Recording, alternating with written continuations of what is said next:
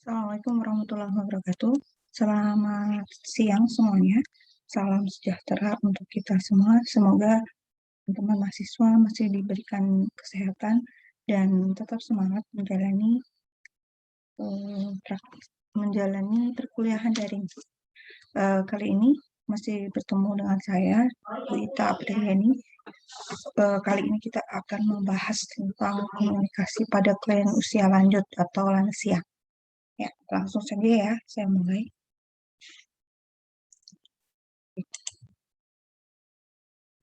Ya, sebagai pendahuluan,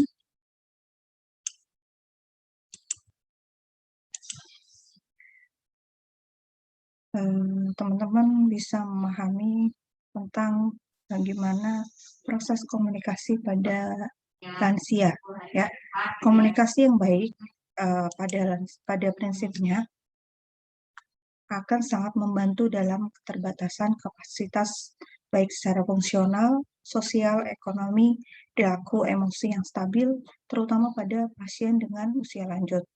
Komunikasi yang efektif ini dapat mengikutsertakan partisipasi pasien dalam pengambilan keputusan, sehingga akan dapat membantu proses mengingat, ya, karena banyak lansia mengalami gangguan ingatan, jadi mudah lupa dan sebagainya ya, dan juga berpengaruh terhadap ketaatan dan kepuasan, serta berpengaruh terhadap emosional, bahkan hal itu juga akan berpengaruh pada fisik dari lansia itu sendiri. Nah, ada pun faktor yang mempengaruhi komunikasi pada pasien usia lanjut, yaitu komunikasi pada lansia dapat menjadi lebih sulit akibat dari gangguan sensori yang terkait usia dan penurunan memori.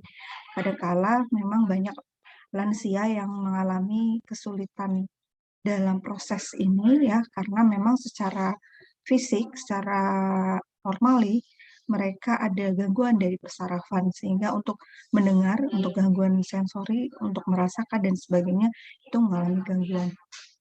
Kemudian yang kedua, yang mempengaruhi proses komunikasi pada lansia adalah keluarga. Ya, keluarga maupun medis kadang juga melupakan atau tidak memperhatikan berbagai hambatan yang ada untuk tercapainya komunikasi yang efektif, terutama pada pasien lansia, sehingga memunculkan interpretasi yang keliru. Ya, jadi baik tenaga kesehatan maupun keluarga harus mengingat bahwa pasien lansia ini sudah tidak seperti dulu lagi ya, tidak seperti anak muda lagi, karena tadi ada banyak perubahan, terutama dalam kondisi fisiknya. Kemudian yang ketiga, pasien lanjut usia sering hadir dengan masalah yang kompleks dan beberapa keluhan utama dalam waktu yang lama. Ya, jadi memang untuk pasien lanjut usia ini memang kita harus mengetahui dan harus memahami dan berusaha untuk mengerti ya, bahwa mereka itu kadang datang sudah dengan masalah yang kompleks ya, tidak hanya sakitnya tidak hanya satu sakit diagnosa saja, tapi sudah banyak diagnosa yang mereka alami, dan juga waktu sakit yang sudah lama, sehingga ini juga akan mempengaruhi terhadap komunikasi kita pada mereka. Pasien lanjut usia juga umumnya lebih sedikit bertanya dan menunggu untuk ditanya sesuai kewenangan dokter. Ya, dan hal ini harus menjadi perhatian bagi kita, karena tadi sudah dari secara fisik mereka sudah mengalami gangguan, kemudian secara mental dan emosional juga mereka ada beberapa lansia yang mengalami penurunan, mungkin harga dirinya sudah tidak seperti dulu lagi ya, tidak merasa malas untuk bertanya, merasa sudah pasrah, sudah tidak bersemangat lagi untuk menghadapi segala kemunduran, terutama dalam fisik dan juga mental. Sehingga ini harus menjadi catatan khusus bagi tenaga kesehatan, ya, terutama dokter juga dan perawat, untuk lebih bisa bersabar ketika bertanya, ketika menggali kondisi mereka sebenarnya. Selanjutnya yang faktor yang mempengaruhi komunikasi pada lansia adanya ageisme lazim yang dijumpai pada perawatan kesehatan dan secara tidak sengaja berperan terhadap buruknya komunikasi dengan pasien lanjut usia. Nah, berikut ini teknik umum ketika berkomunikasi dengan lansia. Yang pertama yang harus diperhatikan adalah bagaimana tenaga kesehatan berusaha untuk menunjukkan hormat dan keprihatinan.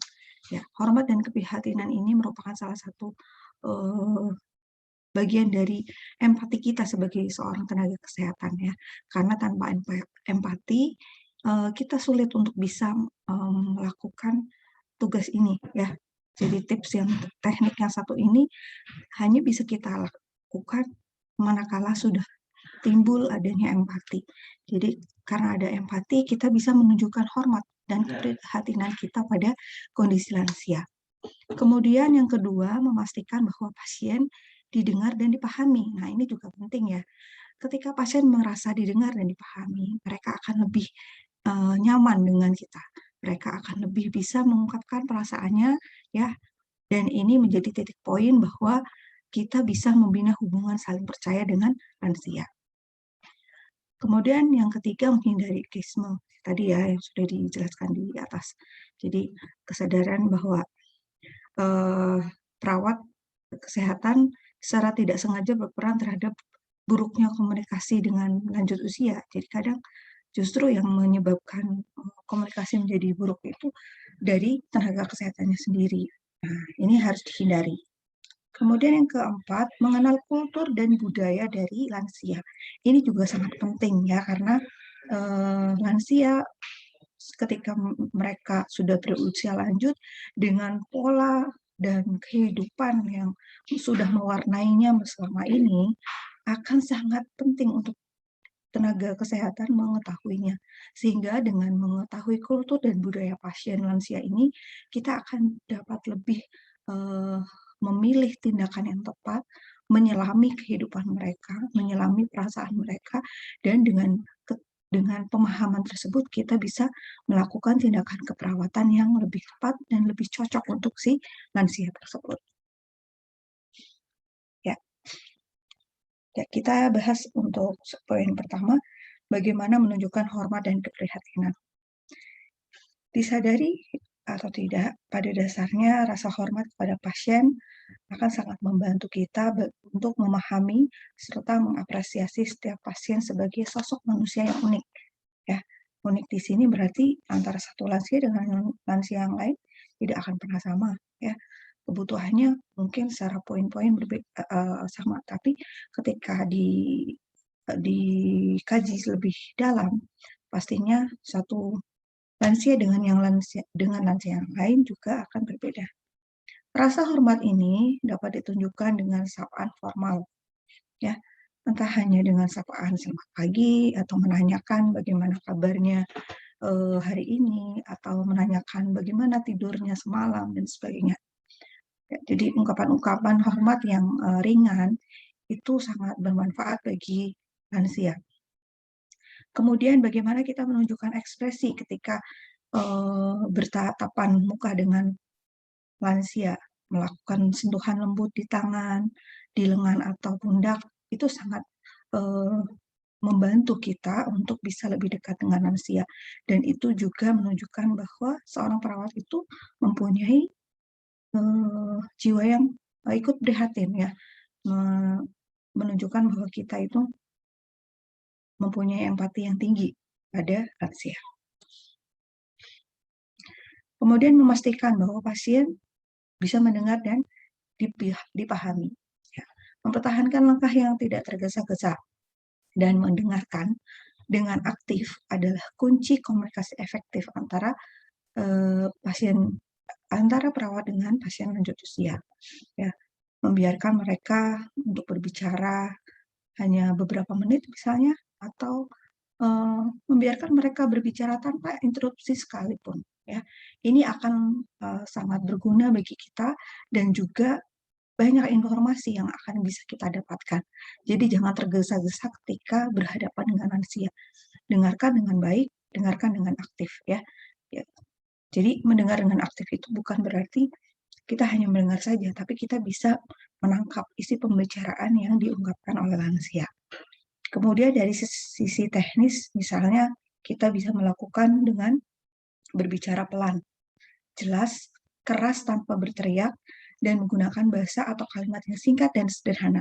Jadi jangan terlalu bertele-tele, apalagi menggunakan bahasa-bahasa yang mungkin tidak lazim didengar oleh lansia, ya. Karena biasanya usia lanjut umumnya lebih sedikit bertanya dan menunggu untuk ditanya. Nah, ini juga merupakan salah satu tantangan buat kita sebagai perawat, bagaimana kemudian bisa menggali informasi lebih lanjut dari pasien lansia. Berikutnya menghindari ageisme. Ya, hindari ageisme dengan cara mengenali pasien lanjut usia sebagai satu pribadi dengan riwayat dan penyelesaian yang jelas. Ya, tadi pemahaman bahwa lansia itu unik, ya, pribadi lansia itu unik, itu harus tertanam pada semua jiwa perawat. Dengan ini kita bisa lebih bersabar, lebih bisa menunjukkan bahwa dalam menghadapi lansia, ya, kita bisa lebih mengenali lagi masalah-masalah yang dihadapinya. Nah, pendekatan ini juga memungkinkan untuk kita menemui setiap pasien lanjut usia sebagai individu dengan pengalaman seumur hidup yang berharga, bukan orang tua yang tidak produktif dan lemah. Ya, jadi kita bisa belajar sebenarnya ya, dari kehidupan para lansia ini. Gitu. Pengalaman saya pribadi menghadapi lansia pada saat profesi dulu itu sangat menarik ya. Jadi banyak mereka itu rata-rata memang punya pengalaman hidup yang ada ada positif, ada negatif gitu ya. Dan dari situ kita bisa belajar banyak bahwa ya kehidupan ini memang perlu untuk lebih mendewasakan kita dalam berpikir dan bertindak. Ya. Jadi dengan adanya kesadaran-kesadaran ini akan lebih menuntun kita sebagai seorang perawat untuk bisa lebih meningkatkan mutu asuhan keperawatan yang kita berikan pada pasien. Berikutnya mengenal kultur dan budaya. Ya, tadi sedikit sudah disampaikan oleh saya di depan bagaimana pentingnya seorang perawat mengenal latar belakang kultur budaya pasien. Ini akan sangat mempengaruhi persepsi pasien terhadap baik dan berkualitasnya pelayanan kesehatan yang diberikan oleh tenaga keperawatan dan oleh dokter. Ya, ketika kita menghargai asal-usul mereka, menghargai latar belakang mereka, menghargai budaya yang mereka sudah jalankan hampir separuh atau lebih kehidupan mereka. Ini akan menjadi sangat penting ya, karena dengan begitu ketika pasiennya merasa diterima, tidak merasa di-judgment, tidak kemudian dinilai negatif oleh tenaga kesehatan, ini akan menjadi fondasi yang bagus, yang kuat, manakala kita kemudian bisa meningkatkan rasa percaya, baik dari pasien maupun dari perawat, ya. Sehingga dengan berlatar dengan pemahaman bahwa kita harus mengetahui kultur budaya, misalnya mereka yang punya ada apa? Ada budaya kalau dulu di Jawa itu ada budaya nginang gitu ya. Nah, menurut mereka itu bagus ya untuk kesehatan dan sebagainya. Ya, meskipun kalau dari sisi medis seperti apa, kita harus menggali dulu. Jangan kemudian memberikan judgement bahwa tindakan itu tidak sesuai dengan prinsip kesehatan ya. Jadi ada kebiasaan-kebiasaan yang mungkin bisa ditunjukkan oleh mereka sebagai sebuah budaya yang akar. Kita harus terlebih dahulu mencari informasi terhadap kebiasaan mereka ya. Jangan kemudian memberikan judgement atau penilaian lebih dulu. Berikutnya strategi umum tambahan untuk memperbaiki komunikasi pada lansia. Nah, yang harus dipahami dari strategi umum ini adalah pelajari data sebelum perjanjian untuk bertemu. Karena pasien lanjut usia mempunyai ciri khas memiliki berbagai masalah kesehatan yang kompleks. Kemudian meminta pasien menceritakan keluhannya hanya sekali, yaitu tidak bercerita dulu kepada perawat atau asisten, kemudian baru kepada Anda. Untuk hal ini dilakukan untuk meminimalkan frustasi dan kelelahan. Berikutnya menghindarkan jargon medis. Ya, jargon medis ini misalnya apa ya? Dengan menyederhanakan dan menuliskan instruksi. Jadi kadang ada istilah-istilah medis yang harus kita terjemahkan terlebih dahulu, sehingga ini membantu lansia untuk bisa memahami aturan-aturan yang memang dikenakan di dunia medis. Kemudian menggunakan diagram, model, atau gambar. Ini juga sangat penting ya, karena keterbatasan baik dari panca indera dan juga fungsi-fungsi lain dari fisik lansia. Sehingga ketika kita berkomunikasi dengan mereka menggunakan gambar, model ya, kayak miniatur seperti itu akan bagus untuk membantu menjembatani komunikasi yang lancar antara perawat dan lansia. Selanjutnya menjadwalkan pasien lanjut usia terlebih dahulu, karena mereka umumnya lebih siap dari segi waktu. Jadi biasanya mereka itu mudah mengingat kalau punya janji dengan seseorang ya, dan itu kita bisa lakukan dengan cara menjadwalkan ya. Nah, berikut ini adalah hambatan komunikasi pada lansia. Hambatan yang pertama adalah pasien dengan defisit sensorik. Kemudian yang kedua, pasien dengan demensia. Dan yang ketiga, pasien yang ditemani orang ketiga. Ya. Pasien dengan defisit sensorik atau gangguan pendengaran. Dari beberapa jurnal dan juga penelitian, hampir 16-24% lansia dari usia 65 tahun mengalami pengurangan pendengaran yang mempengaruhi komunikasi. Sedangkan pasien yang berusia di atas 80 tahun, jumlah gangguan sensorik akan meningkat menjadi lebih dari 60%. Penurunan fungsi pendengaran yang terjadi ini dikenal sebagai presbikuasis. Nah, berhubungan dengan gangguan sensorik ini, biasanya ada gangguan pada suara berfrekuensi tinggi. Ya, suara berfrekuensi tinggi ini adalah suara konsonan yang berdampak pada pemahaman pasien di awal dan di akhir kata. Ya, sebagai contoh seperti ini. Misalnya ada dialog, "Bah, obat ini diminum sehari 3 kali, pagi 1, siang 1, dan malam 1 saja ya." Nah, kalimat ini bisa saja terdengar oleh si lansia ini begini, "Mbah, obat ini diminum malam 1 saja ya?" Nah, seperti itu. Jadi yang terdengar itu hanya ujungnya saja. Nah, ini akan menjadi penghambat terjalinnya komunikasi ya. Oleh karena itu, sebaiknya ketika menjelaskan tentang aturan minum obat ini harus kita sertai dengan gambar, kemudian bisa jadi kita membawakan obat ya. Kalau di panti Reda itu biasanya sudah sekalian, jadi pagi hanya bawa 1 obat yang memang untuk pagi, siang seperti itu, dan selanjutnya sesuai dengan jadwal. Jadi dalam hal komunikasi ini harus dibantu dengan perampilan secara audio atau bahkan bentuk langsung dari yang kita maksud. Ya, misalnya obat berarti kita harus membawa contoh obatnya seperti apa. Nah, kebanyakan pasien lansia ini juga mengalami penyakit mata yang menurunkan ketajaman penglihatan. Misalnya terjadi katarak, degenerasi muskular, glaukoma, komplikasi okuler pada pasien-pasien diabetes. Dan lebih dari 15% orang yang berusia 70 tahun biasanya melaporkan penglihatannya yang buruk, dan 22%-nya lagi melaporkan penglihatannya hanya cukup untuk jarak tertentu. Nah, bagaimana pendekatan komunikasi pada pasien dengan gangguan pendengaran? Nah, ada beberapa hal yang harus kita cermati pada pasien lansia dengan gangguan pendengaran. Yang pertama, yang kita lakukan adalah tataplah pasien sehingga pasien dapat membaca bibir dan menggunakan isyarat mata. Ya, jadi kita bisa berhadapan muka dengan pasien agar pasien bisa melihat bibir kita, melihat gerak bibir kita ketika kita bicara, dan bisa melihat isyarat mata. Jadi kan kita juga bicara itu tidak hanya dengan mulut ya, tapi mata kita sebenarnya juga bisa bicara. Makanya harus bisa mengekspresikan apa yang kita maksudkan pada lansia. Kemudian meminimalkan kebisingan ya, jauhkan dari suara-suara bising ketika kita memang hendak berbicara dengan lansia. Berbicara perlahan, jelas, dan dalam nada yang normal, ya.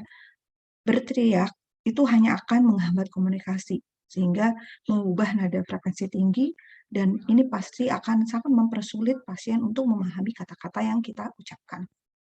Kemudian ketika memberikan instruksi untuk hal-hal yang berbau medikasi atau pemberian obat, tes atau pengobatan, hindarkan untuk bertanya kepada pasien apakah dia mengerti atau tidak, ya. Nah, karena orang dengan gangguan pendengaran ini mungkin akan menjawab iya, tanpa menyadari bahwa mereka sebenarnya belum memahami apapun terhadap informasi yang kita berikan. Nah, kenapa seperti itu? Ya karena tadi ya, kita harus lebih memahami kondisi mereka. Mereka tidak akan menjawab, "Oh, saya belum mengerti," kayak gitu ya. Karena tadi, ada sifat-sifat mereka itu lebih lebih lebih memilih untuk diladeni, untuk dilayani, ya sudahlah seperti itu ya. Jadi kita sebaiknya, menerapkan bahwa disiplin misalnya untuk medikasi dan sebagainya memang kita lakukan, kita fasilitasi mereka ya. Jadi bukan menunggu mereka untuk mengerti, karena tadi banyak hambatan, lupa dan sebagainya. Nah, pendekatan yang lebih baik untuk mengecek pemahaman pasien adalah juga dengan meminta pasien untuk mengulang instruksi. Nah, ini juga bisa kita lakukan. Jadi untuk mengecek apakah penjelasan kita sudah bisa diterima atau belum, kita minta si lansia untuk mengulangi apa yang kita bicarakan tadi, ya. Perjanjian yang lebih awal umumnya lebih baik. Jadi kita harus ada konsen ya, ada konsen, ada perjanjian di awal dengan pasien, yang ini juga akan membantu memperlancar komunikasi antara perawat dan lansia. Nah, jika tersedia, misalnya ada pengeras suara khusus, diketahui sangat memudahkan komunikasi dengan pasien yang mengalami gangguan pendengaran. Kemudian lingkungan klinik juga dapat diperbaiki dengan memperbanyak pencahayaan. Ya, penggunaan warna-warna yang kontras akan membuat objek menjadi lebih jelas. Misalnya beda antara pintu ya dengan kursi, dengan tembok. Ini akan membantu bagi lansia untuk mengenali dan beradaptasi dengan lingkungannya. Nah, setiap bahan dengan tulisan harus dicetak paling tidak dengan huruf berukuran 14 ke atas ya, dan bisa dengan warna. Ini juga akan lebih membantu pasien untuk memahami instruksi atau komunikasi dalam bentuk tulisan. Pasien lanjut usia juga biasanya meletakkan obatnya dalam satu wadah dan tergantung pada satu warna untuk mengenalinya. Nah, untuk itu kita bisa menggunakan wadah yang sudah terbagi ya. Kalau sekarang sudah banyak tuh ya, ada wadah untuk obat, misalnya pagi ditulis pagi, siang, sore, seperti itu. Banyak obat yang berwarna putih, biru muda, hijau muda, atau yang lainnya akan terlihat seperti warna abu-abu oleh mereka yang mengalami gangguan penglihatan. Sehingga hal ini juga harus lebih diwaspadai. Ya, misalnya warna merah, oranye, kuning paling baik dilihat ya. Jadi jangan kemudian memberikan obat dengan warna putih, biru muda atau hijau muda ya. Jadi lebih tegas, misalnya warnanya itu lebih ke oranye atau kuning atau merah seperti itu. Kemudian pasien yang mengalami kesulitan memastikan dosis, misalnya pada pasien diabetes untuk penentuan dosis insulin, dapat diinstruksikan dengan menerapkan dosis pada dasar warna merah di atas meja. Ya, jadi mereka akan lebih mengenali instruksi terkait dengan pemberian insulin pada warna merah. Ya. Kemudian kertas kontak berwarna merah dapat dibalutkan pada pegangan untuk berjalan, atau misalnya tongkat atau tabung oksigen untuk membantu pasien lansia untuk mengambilnya. Nah, berikutnya pasien dengan demensia. Demensia ini memiliki demensia itu mudah lupa ya kalau bahasa kita. Demensia memiliki efek yang merugikan pada penerimaan dan ekspresi komunikasi pasien. Ya karena baru diberikan informasi misalnya pasiennya udah lupa gitu ya, sehingga ini juga akan menghambat komunikasi. Pasien yang mengalami kehilangan memori, kesulitan mengingat kejadian yang baru terjadi, memiliki rentang konsentrasi yang sangat singkat, sulit untuk tetap berada dalam satu topik tertentu ya, sehingga ini memang membutuhkan kesabaran ekstra dari perawat. Ada banyak tingkatan demensia yang memiliki berbagai kesulitan komunikasi. Jadi pada stadium awal demensia ini sering pasien mengalami masalah untuk menemukan kata yang ingin disampaikan ya. Nah, pada tahap awal ini, pasien demensia yang parah dapat menggunakan jargon yang dapat dipahami atau bisa hanya berdiam diri. Ya. Jadi memang kita harus memahami sejauh mana demensia yang dialami pasien. Apakah masih pada stadium awal atau memang sudah pada demensia di stadium yang parah. Harus diingat bahwa pasien demensia kehilangan kemampuannya untuk berkomunikasi, bukan kehilangan kepandaiannya, ya. Jadi bukan berarti mereka itu tidak mengerti, tidak paham, tapi karena memang kehilangan kemampuan untuk komunikasi. Mereka adalah orang yang dewasa, hidup produktif dan layak mendapatkan pengorbanan. Dan kesadaran ini membantu kita untuk memahami bahwa pasien demensia juga sangat sensitif terhadap emosi orang lain. Ya, jadi kalau kitanya marah misalnya kurang sabar, itu akan terasakan oleh mereka. Nah, pada umumnya pasien-pasien dengan kondisi emosional yang sensitif lebih merespon kepada bagaimana cara seseorang berbicara kepada mereka daripada apa yang sebetulnya dikatakan. Jadi bahasa gestur kita itu akan lebih mudah ditangkap oleh mereka dengan emosi yang sensitif dibanding kata-kata yang kita keluarkan. Sehingga ini harus menjadi perhatian ya. Jangan sampai kita menunjukkan bahwa kita itu nggak sabar di depan mereka. Nah, selanjutnya teknik tambahan bagaimana berkomunikasi pada pasien demensia. Caranya perkenalkan diri, kemudian mengobrol sejenak. Ini akan membangkitkan memori atau kilas balik serta mengurangi ketegangan. Kemudian berikan isyarat tubuh yang sederhana yang dapat membantu, misalnya sentuhan pada punggung tangan, pada pundak, ya, kemudian tatapan mata yang menunjukkan bahwa kita siap untuk mendengar, siap untuk berinteraksi dengan mereka. Kemudian penting adanya repetisi atau akan menyebabkan ini. Jadi kalau kita mengulang-ulang terus kata-kata kita, itu justru akan menyebabkan lansia ini merasa frustasi dan menganggap bahwa kita itu hanya main-main, ya. Nah, ketika melakukan pemeriksaan fisik, mereka akan lebih menyukai untuk memberikan instruksi satu persatu. Jadi jangan berurutan ya, satu persatu. Misalnya, Pak, saya mau memeriksa tensi, ya, pinjam tangannya dan sebagainya.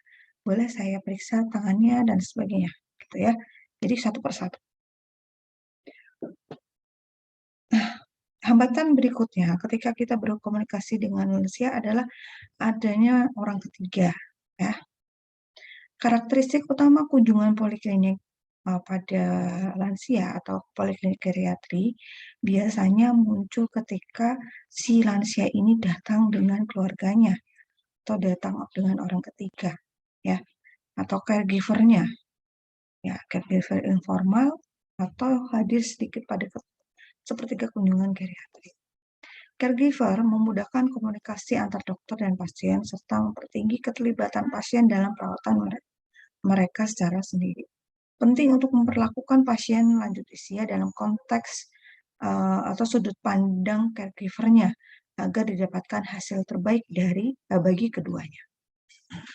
Jadi karena caregiver ini kan yang setiap hari bersama lansia, ini juga dalam melakukan komunikasi kita bisa melibatkan caregiver-nya untuk memudahkan komunikasi pada lansia. Kita bisa menggunakan sudut pandang yang biasa digunakan si caregiver ini, karena bisa mau tidak mau kehadiran mereka lebih lama di samping lansia dibanding kita.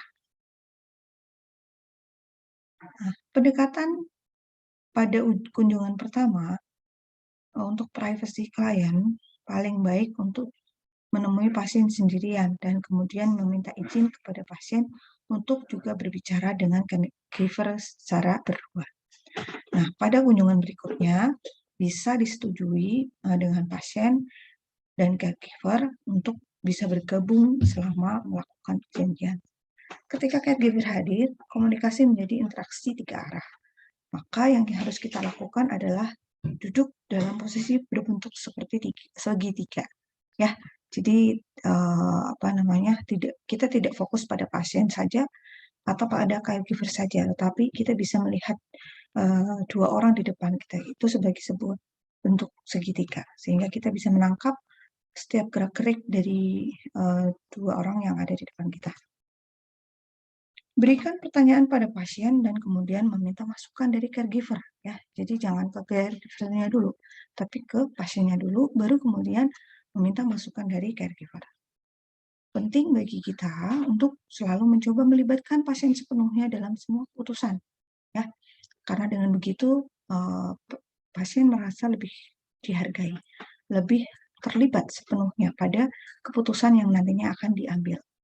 Penting juga untuk mewaspadai tanda fisik verbal maupun non-verbal ketika menunjukkan baik lansia maupun caregiver-nya menunjukkan adanya stres emosional.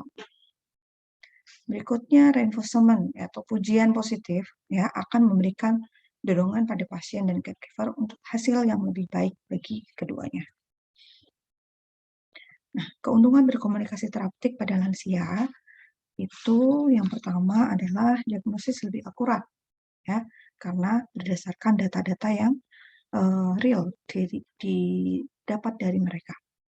Instruksi dan saran dokter akan lebih mungkin untuk ditaati. Kemudian meminimalisir kemungkinan melewatkan dosis atau menghentikan obat, lebih memungkinkan untuk edukasi dalam manajemen mandiri, menurunkan biaya tes diagnostik, juga bisa dihubungkan dengan komunikasi yang baik. Nah, adapun tahapan dalam proses konseling antara petugas kesehatan dengan lansia, ada 3 tahap, tahap awal, tahap akhir, tahap tengah, dan tahap akhir. Komunikasi di tahap awal ini fungsinya lebih bagaimana caranya untuk membangun kepercayaan ya, kalau di perhatian jiwa itu biasa disebut HSP. Ya, konsepnya sama ya. Jadi membangun kepercayaan antara perawat dan klien, menjalin hubungan kerjasama dan mengenali karakter dari lansia.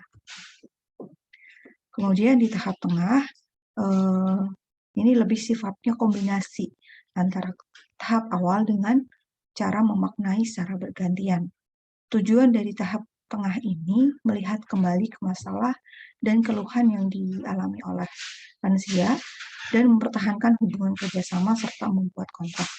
Adapun strategi yang dilakukan pada tahap tengah ini adalah mengkomunikasikan core value ya, core value atau inti nilai yang dianggap oleh pasien ya, oleh lansia, dan bagaimana caranya mencairkan pandangan klien atau menstimulasi untuk mengatur kembali posisi sesuai dengan konsep kesehatan bagi lansia.